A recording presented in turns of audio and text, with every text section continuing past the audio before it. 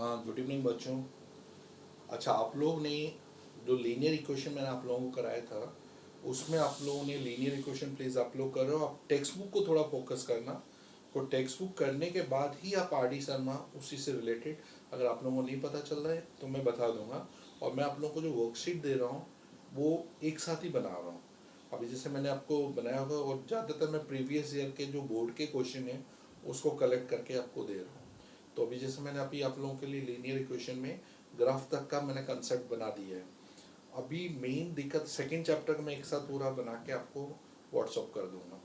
लेकिन तब तक आप टेक्स्ट बुक आपके पास एनसीईआरटी को कंप्लीट करना, क्योंकि स्कूल में एनसीईआरटी को थोड़ा फोकस करेंगे। साथ साथ आपके पास एक आर डी शर्मा या आर एस अग्रवाल को भी, एक आर डी शर्मा इस बार रख लो, कोई प्रॉब्लम नहीं है। आर डी शर्मा से रिलेटेड क्वेश्चन में आप लोगों को सीबीएसई बोर्ड के ज़्यादातर क्वेश्चन करना, क्योंकि बोर्ड वाले जो भी स्कूल वाले भी होंगे तो वो सीबीएसई को ज़्यादा टारगेट बना रहे हैं। तो आप सीबीएसई वाले क्वेश्चन अगर जो कर रहा है कि वो नहीं पता चला क्या क्वेश्चन करने हैं, हर क्वेश्चन मत करो, लेकिन सीबीएसई वाले जो क्वेश्चन है वो सारे ट्राई करो उसमें।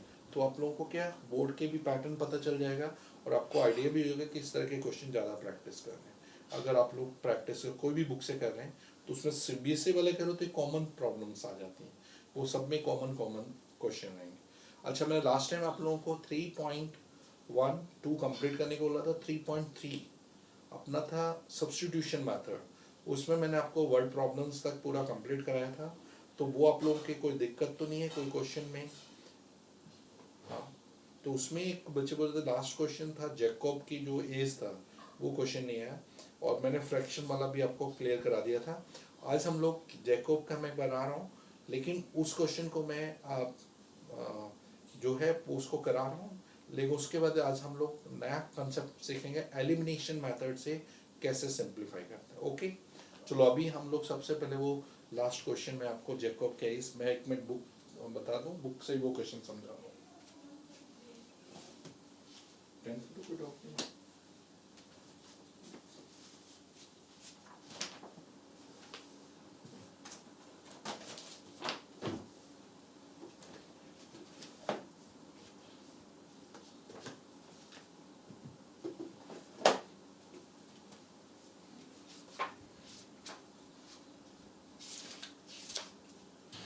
हाँ, एक बच्ची को डिवीज़न मेथड में भी दिक्कत आ रही है, तो डिवीज़न भी मैं एक बार रिवाइज करा दूंगा। हाँ, मैं कुछ कुछ बच्चे बोल रहे हैं सर आप एक्स्ट्रा भी कुछ करा रहे हैं।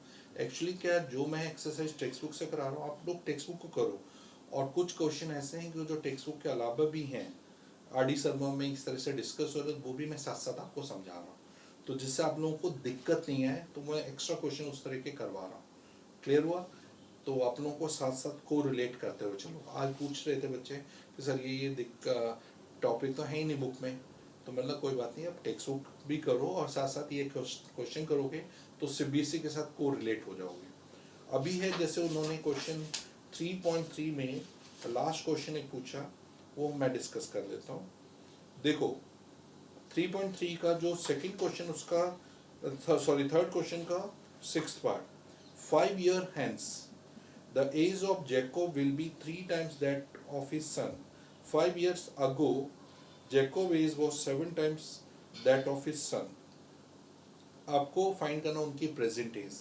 अब दोनों की प्रेजेंट एज आपके पास नहीं है, तो आप लोगों को जैकोब और किसके साथ उसको रिलेट कर रहे हैं, जैकोब उसके सन के साथ, दोनों की प्रेजेंट एज पता नहीं। तो आप लोग क्या करेंगे उस क्वेश्चन में,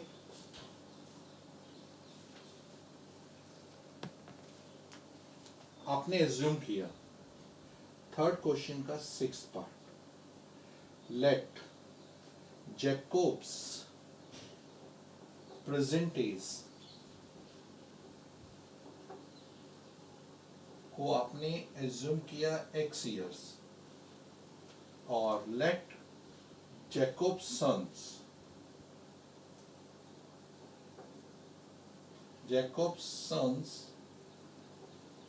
प्रेजेंट एज आपने एज्यूम किया by years। ये दो चीजें आपको एज्यूम कर लेनी है। अब अकॉर्डिंग टू क्वेश्चन में आपको क्या बोला है कि आपको ये जो केस पहला कंडीशन दिया था कि जैकोब की जो एज है वो 5 year hence, 5 साल बाद, आफ्टर 5 years, देखो आफ्टर 5 years क्या होता है, आफ्टर 5 years आप लोग भी जानते हो कि 5 साल के बाद प्रेजेंट एज में 5 years बढ़ जाता है, तो जेकोब की एज कितनी हो जाएगी, जेकोब से एज हो जाएगी, जो उसके प्रेजेंट एज है उसमें 5 years ऐड हो जाएगा, और सन्स की जो एज होगी वो भी उसकी वाई है प्रेजेंट, उसमें 5 years ऐड हो जाएगा। उस समय जैकोब अपने सन से, जैकोब की जो एज है x+5 that is 3 times equal to 3 times son's age, जो भी सन्स के प्रेजेंट एज है y+5 उस समय उसके 3 times। इसको आप सिंप्लीफाई करेंगे तो x+5 3y 3×5 = 15, तो x माइनस, तो आपने यहाँ लिख दिया, अगर आप सब्सटीट्यूशन मेथड से चल रहे हैं तो x को 3y + 15 - 5, x = 3y + 10, ये आपका पहली इक्वेशन बन गई, x को आपने y के टर्म से कन्वर्ट कर। लेकिन उसके बाद बोला है, सेकंड कंडीशन में बोला है कि 5 years अगो, बिफोर 5 years, अब बिफोर 5 years की बात है, सपोज मैं बोलता हूँ आप लोगों की आज की एज सपोज 15 years है, तो 5 साल पहले क्या होगी, उतना -5 years कर दोगे प्रेजेंट एज से, तो आपकी 10 years हो जाएगी। इसी तरह जैकोब की प्रेजेंट एज क्या है, जैकोब की एज जो भी प्रेजेंट है उस समय उसकी एज उसमें से उतना 5 years कम हो जाएगा, और सन्स की एज में y -5 हो जाएगा। लेकिन उस समय जो रिलेशन है, जैकोब अपने सन से 7 times उसके इक्वल है, तो जैकोब की एज x-5 इज 7 times है, 7 से मल्टीप्लाई कर दोगे उसके सन की एज से, ये आ गया। अब आपने यहाँ लिखा x-5 7y - 35, अब आप x की जगह सब्स्टिट्यूट कर दो जो x की वैल्यू इक्वेशन 1 में आई है, x में पुट इन इक्वेशन, ये सेकंड है, पुट इन इक्वेशन सेकंड में आपने x की वैल्यू पुट करें 3y + 10 - 5 is 7y - 35, 3y - 7y - 35, ये +5 राइट हैंड में जाके -5, -4y is -40, y = 10, y आ गया, और put y = 10 in equation first, तो x का आया 3, y की जगह 10 + 10, 30 + 10 30 + 10 40 years. Therefore, Jacob's present age is 40 years and his son's present age is 10 years. अगर आप उसको चेक करना चाहते हैं ये राइट है या रॉन्ग, तो आप उसको 5 साल बाद देखो, जैकोब की एज 45 हो जाएगी, सन की 15, तो 45 15 का 3 times होता है, 15 3 = 45, और 5 साल पहले की बात कर रहे हो तो जैकोब के 5 साल पहले 35, 40 - 5 35, 15 - 5, तो 35 5 का 7 times होता, वो भी आपका वेरिफिकेशन हो गया। अब उसको रफली या मेंटली आप उसको वेरीफाई कर सकते हैं। ये आ गया आप लोगों को समझ में। तो ये हुआ टेक्स्ट बुक के 3.3 तक के सारे कंसेप्ट हो गए। आप लोगों ने अभी मेरे को 3.2 में कोई वर्ड प्रॉब्लम है आपने मेरे से डिस्कस नहीं किया, प्लीज़ 3.2 के graph on graph paper he practice करना है। अगर आपके पास टाइम हो तो साथ साथ इसकी जो एग्जाम्पल वाली एक्सरसाइज है वो भी इसके साथ साथ करते रहना। चलो मैं आज आपको एलिमिनेशन मेथड का डिस्कशन करूँ।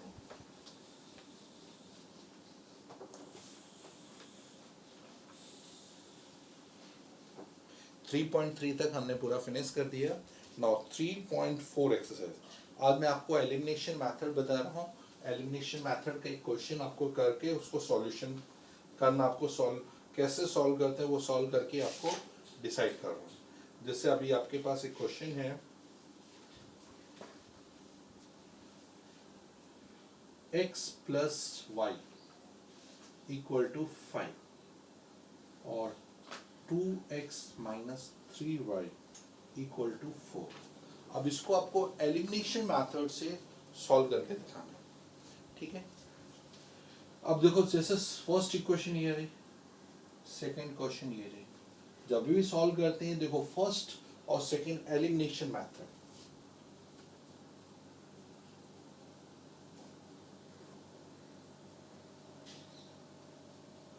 पहले इस मेथड को हम समझ लेते तो होता क्या। एलिमिनेशन जब मेथड मैं डिस्कस कर रहा हूँ तो एलिमिनेशन का मतलब है x या y में से किसी एक को एलिमिनेट करना, हटाना। लेकिन उसके लिए जरूरी है कि जैसे x 2x से कैसे हटेगा, नहीं हट सकता क्योंकि दोनों अनइक्वल हैं और ये भी अनइक्वल है। तो आपको क्या करना है, x या y, x को मतलब दोनों के कोएफिशिएंट इक्वल करो y के, इससे इक्वल होने से कोई मतलब नहीं। जैसे यहाँ x के आगे 1 है, यहाँ 2 है, तो 1 और 2 को इक्वल करने के लिए आपको 1 और 2 का एलसीएम लेना है।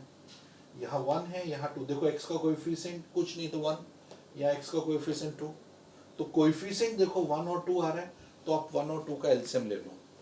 एलसीएम ऑफ 1 एंड 2, आपने 1 और 2 का एलसीएम ले लिया। अब आपको पता है एलसीएम कितना आ रहा है 1 और 2 का, 2 आ रहा है। तो अब देखो 1 के टेबल में 2 कितने टाइम्स आता है, तो यहाँ देखो यहाँ 1 आ रहा है, तो 1 के टेबल में 2 टाइम्स आता है, तो इस पूरी इक्वेशन को मल्टीप्लाइड बाय 2, और 2 के टेबल में 1 टाइम्स जाता है, तो इंटू 1 किया, जैसा हम एलिमिनेशन में करते हैं। तो अब जैसे 2 से इंटू किया, क्या 2x 2y, सबको 2 से इंटू कर, 2 5 जा 10, अब इसको 1 से क्या 2x 3y 4 1 जा 4, ये आ गया। अब देखो इसमें x के कोएफिशिएंट सेम आ गए। अब इसको एलिमिनेट करना है, आपको पता है 2x कब एलिमिनेट होगा, जब हम इसको सब्ट्रैक्ट करेंगे। जैसे आपने यहाँ सब्ट्रैक्ट लिखा, सब्ट्रैक्ट में नीचे वाले टर्म के सारे साइन बदल दें, प्लस है तो माइनस, माइनस है तो प्लस, प्लस है तो माइनस। तो अब ये साइन नहीं देखना नीचे, 2x आपका कैंसिल हो गया, 2y प्लस 3y 5y हो गया, 10 में से 4 माइनस हुआ 6 आ गया, और y का वैल्यू चाहिए तो 6/5, तो आपको y का वैल्यू निकल आएगा। यहाँ तक समझ में आया कैसे किया हमने, ठीक है। अब 6/5 आया, इसको उठा के आप फर्स्ट इक्वेशन में y की जगह रिप्लेस कर दो, x plus y 6/5 equal to 5, x का वैल्यू चाहिए तो 5 minus 6/5, x is equal to LCM 5 से ऊपर नीचे इंटू क्या 25 माइनस 6, x इज 19/5, ये आपको x और y की वैल्यू होगी, तो देयरफॉर x इज 19/5,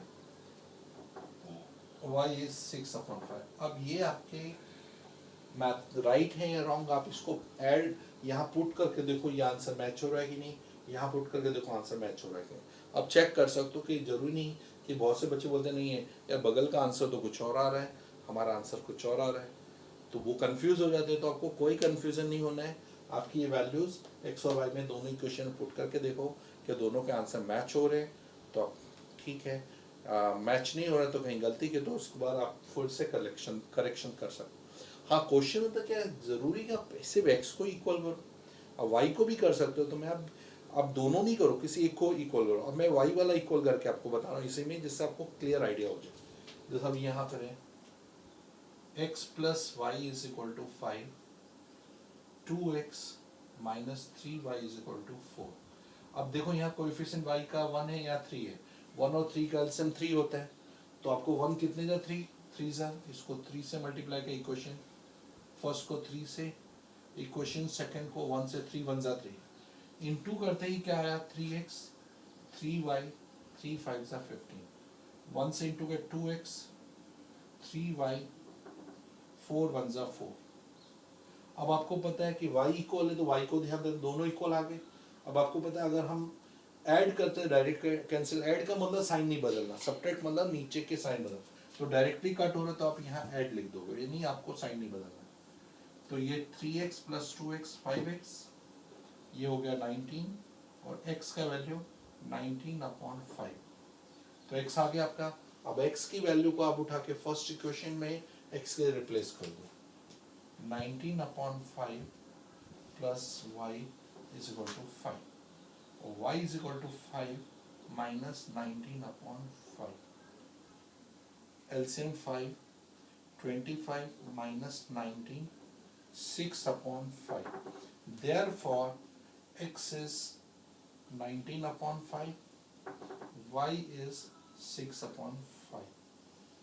ये दोनों आंसर आपके मैच हो गए। यही चीज अगर तुम ग्राफ से भी सॉल्व करते तो आंसर यही आते, लेकिन ग्राफ में क्या फ्रैक्शन वाले नहीं आते, इसलिए परफेक्ट नहीं। लेकिन यही अगर आप सब्स्टिट्यूशन से करते तो सेम रिजल्ट्स आते। इसलिए कोई एग्जाम में कभी पूछे सॉल्व करो तो कोई भी मेथड, लेकिन अगर स्पेसिफाई एलिमिनेशन मेथड बोले तो सिर्फ आपको एलिमिनेशन मेथड से ही सॉल्व करना, और कोई ऑल्टरनेट तरीका नहीं डाल सकते। चलो एक फिर आप लोगों को बच्चों को कुछ इसी का एलिमिनेशन का एक दो और करा देते हैं, जिसके बाद फिर हम बच्चों को जो डाउट है वो मैं समझा देता हूँ। एलिमिनेशन का चलो एक और क्वेश्चन करते हैं जिससे एलिमिनेशन आपका क्लियर आ जाए।